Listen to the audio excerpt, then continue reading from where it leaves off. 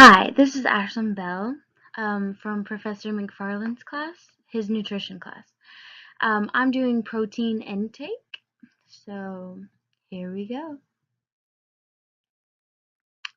So, first off, we're going to introduce the proteins. So, protein intake is extremely important to know how to do. Like, how to intake the proteins is extremely important to do. It gives us the opportunity to better our bodies, which is extremely important. It allows us to understand the importance of a healthy lifestyle. It allows the body to build up and repair tissue, which is pretty cool. Proteins also make up the enzymes, hormones, and other chemicals throughout our body.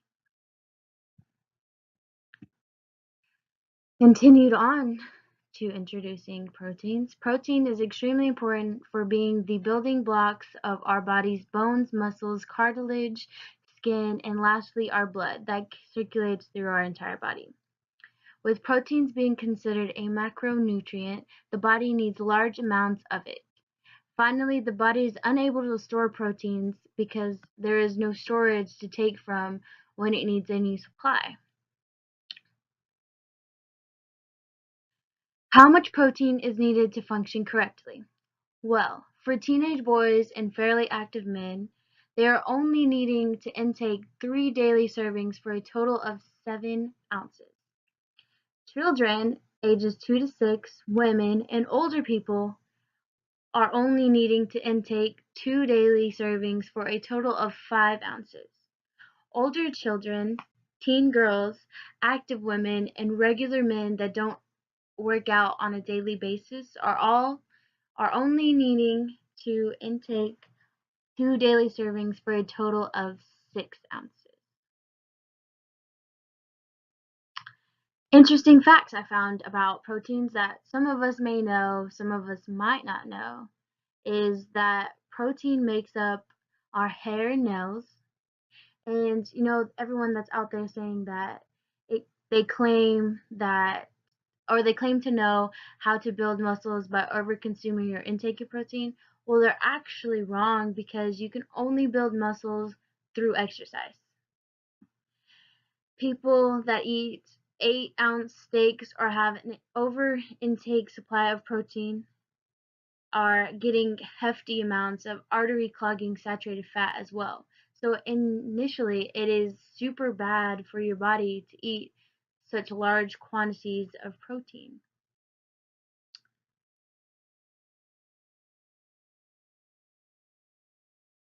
Um, so the negative regarding too much protein intake is the new it thing like the keto diet, which is a super high protein and low carb diet that sends the body into ketosis.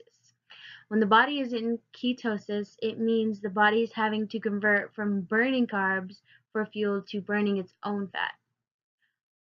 Ketosis also occurs in people who have diabetes, which tends to overpower the person who has diabetes, their appetite. Like it overpowers the appetite to where they're not as hungry and it makes them eat less than they should. Lastly, it increases the body's elimination of fluids through urine, resulting in a loss of water weight. So overall, it is a bad for your body in the long run and isn't as nutritional valued as just eating right on a daily basis. I mean, it does work, but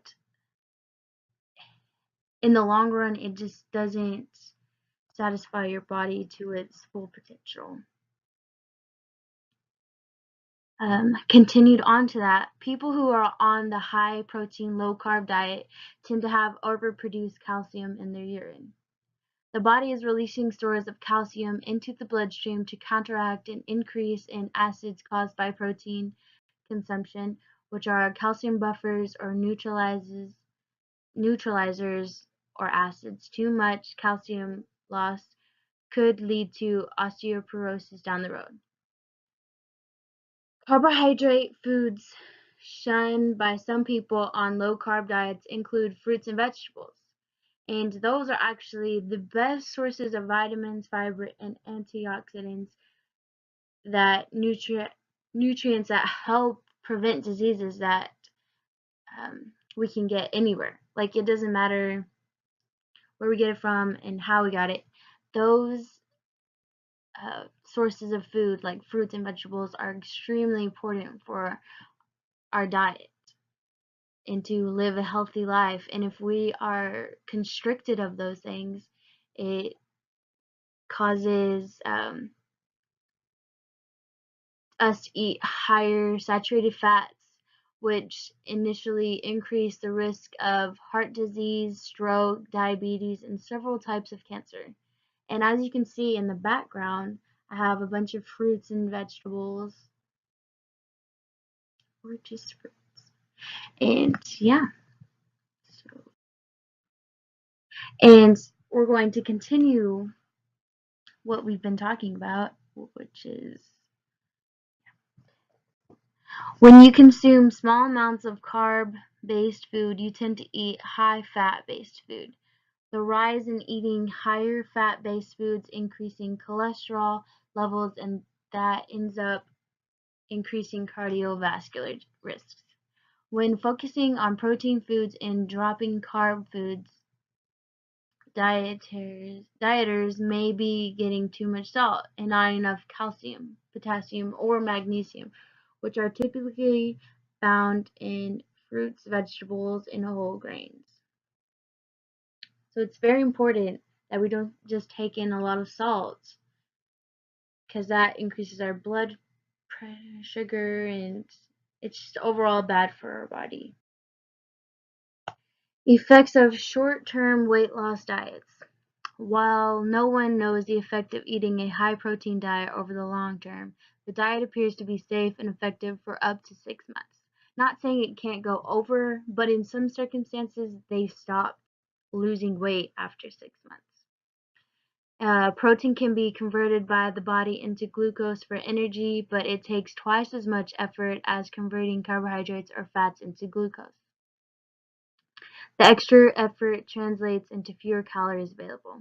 When it comes to feeling full, the clinical studies consistently show that high-protein diets increase satiety and decrease hunger compared with high-fat or high-carbohydrate diets. In addition, most but not all of the studies reviewed showed that most people on high-protein diets took in about 10% less energy, which is roughly around 200 calories per day, which could account for at least some of the weight loss seen with this type of diet. So, I mean, that part's good. So it has good and bad cons. It has cons and pros. So as you see here is a couple who has gone through the journey of a keto diet, and you can tell the difference. Like, it's huge, major differences, and they just look happier.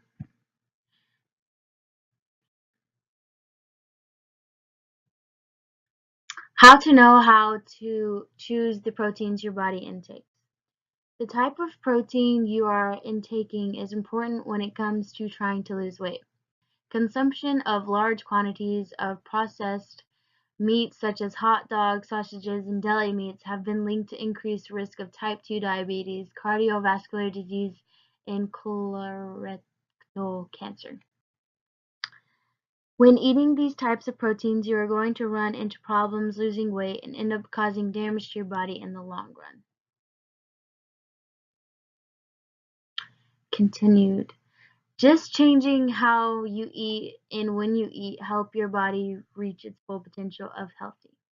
In order for your body to stay healthy, you have to continue to make healthy choices and continue to exercise on a daily basis at least 3 to 6 times a week.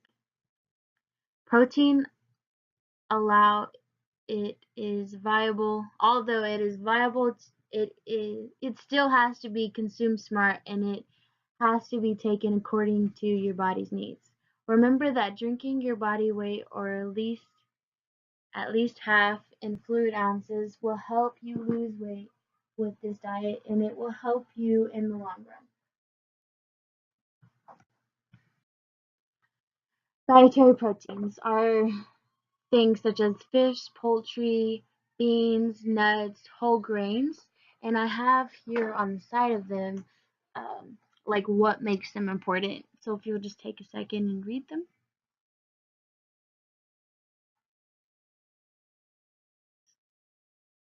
Quinoa has become quite a rage in the world of health and nutrition. It is one of the best plant-based sources of protein you can add to your diet. It is packed with all essential amino acids, and these are all high protein dinner foods. Cabbage is a treasure trove on antioxidants, fiber, and protein. You can tuck into them raw, but it is advisable that you cook it as it increases the bioavailability of nutrients and also reduces the chances of you encountering any germs. Heat helps kill the bacteria and insects that may infect the leaves. And over here to the right is a picture of the cabbage.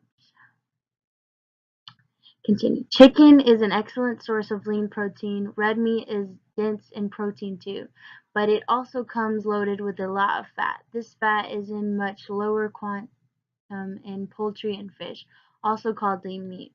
But a lot depends upon how you prepare your chicken. Grilled chicken or tandoori preparations are considered to be ideal for weight loss. So over here on the left, you can see that I put grilled chicken. And often eggs often dubbed as the best bioavailable source of protein. Eggs are super versatile. They are a star in your breakfast spread, and they can very well rule your dinner table too. And over here we have eggs and spinach, because spinach is also a good choice for you.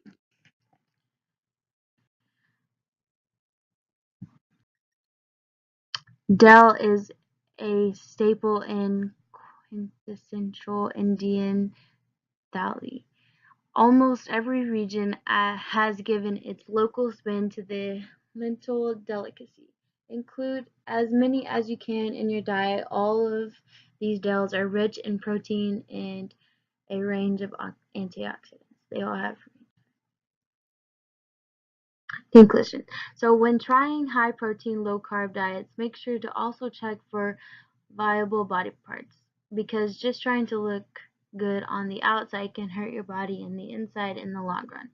It is important to have a goal, of course, and make sure you understand how much protein you should be intaking on a daily basis to avoid any harm towards the organs in your body. Lastly, make sure to look at the full picture instead of how you look when the weight starts dropping off. And here's my sources. Thank you.